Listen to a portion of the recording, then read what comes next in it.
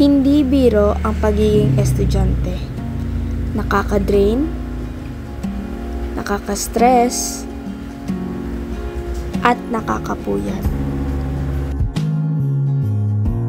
Tambak na gawain dito, tambak na gawain dyan.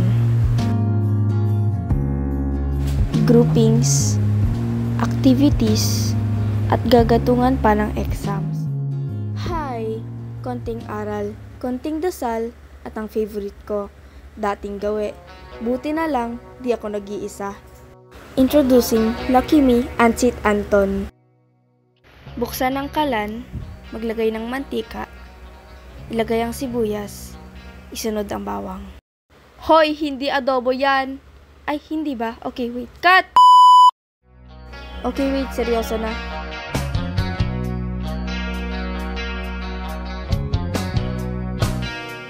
Buksan ang kalan. Sunod, magpakulo ng tubig at ilagay ang noodles.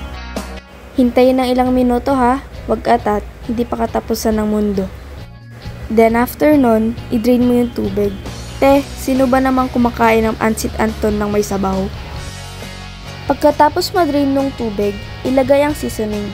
Syempre, sino ba sa inyo magpapapak ng noodles, diba? O diba, wala.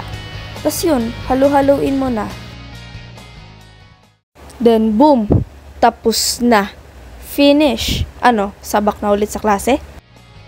Sa araw-araw na hamon ng buhay, nandyan ka pa rin. Maaaring saksi sa hirap at saya.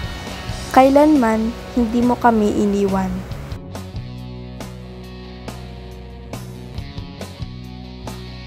I-partner mo man sa kanin, sa tinapay, sa itlog kahit wala.